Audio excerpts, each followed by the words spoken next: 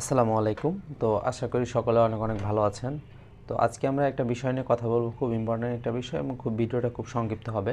সেটা হচ্ছে প্রাথমিক সহকারী শিক্ষক নিয়োগের যে পরবর্তী সার্কুলার এটা কবে দিতে পারে। আমি যদি খুবই সংক্ষেপে বলি আপনাদেরকে, সেটা হচ্ছে মেন সমস্যাটা হয়েছিল হচ্ছে এই তৃতীয় ধাপের পরীক্ষার এই আইনি জটিলতা।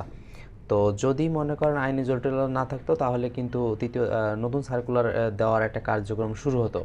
কিন্তু এখন আপনারা দেখেন যে তৃতীয় ধাপের সার্কুলার বা আইন নিয়োগ প্রক্রিয়া নিয়ে খুবই বড় ধরনের একটা সমস্যার সৃষ্টি হয়েছে। তো যতদিন না পর্যন্ত এই তৃতীয় ধাপের সার্কুলারের পূর্ণাঙ্গ নিয়োগ না দিতে পারবে, ততদিন কিন্তু এই নতুন করে সার্কুলার দেওয়ার কোনো সম্ভাবনা নেই। সেক্ষেত্রে বিষয়টা এমন হয় যে সাপোজ ওই সার্কুলার শেষ হওয়ার অর্থাৎ চূড়ান্ত নিয়োগ প্রক্রিয়া শেষ হওয়ার পর, অর্থাৎ আগে নিয়োগ প্রক্রিয়া শেষ হওয়ার পর ভালো একটা টাইম নেয়, সেই ভালো একটা টাইম 4, 5, 5 মাস, 6 মাস, 7 মাস নিতে পারে, দেখা গেলো 10 মাস এরকম টাইমও নিতে পারে। 7-8 মাস, 7-8 মাস নেয় না, 5-6 মাস অন্তত নেয় মিনিমাম। তারপরে কিন্তু নতুন সার্কুলার দেয়। এখন আপনারা একটা বিষয় চিন্তা করেন যে সর্বশেষ আমাদের যে 2 তারিখ চূড়ান্ত একটা রায় দেওয়ার কথা আছে, যে এটা কি কোটা সহ 2 মার্চ,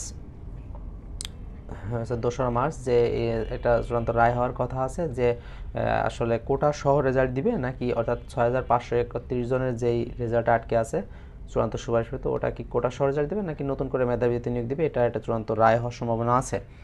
যদিও এখানে রায় হয়ে যায়, তাহলে কিন্তু সেটা যেটাই হোক না কেন, এবং তাদের নিয়োগ প্রক্রিয়া যদি খুব তাড়াতাড়ি শেষ করে দেয়, তাহলে কিন্তু পরবর্তীতে নতুন সার্কুলার হওয়ার একটা সম্ভাবনা আছে।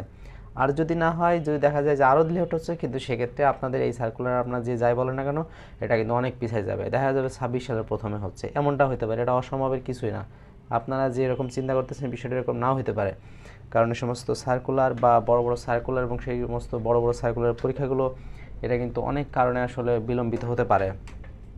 তো দেখা যাক কী হয়। এই সার্কুলারের কার্যক্রম যদি দ্রুত শেষ হয় তাহলে দ্রুত সার্কুলার হবে, আর যদি না হয় সেক্ষেত্রে কিন্তু অনেকটা পিছিয়ে যাবে। তো আজকের ভিডিওটা এই পর্যন্তই। যে আসলে আমার মূল বক্তব্যই ছিল বা টপিকটাই ছিল হচ্ছে পরীক্ষা কবে হবে সে সংক্রান্ত একটা আপডেট দেওয়া। তো ধন্যবাদ সকলকে, ভালো থাকবেন, সুস্থ থাকবেন। পরবর্তী ভিডিও দেখার আমন্ত্রণ রইল। আল্লাহ হাফেজ।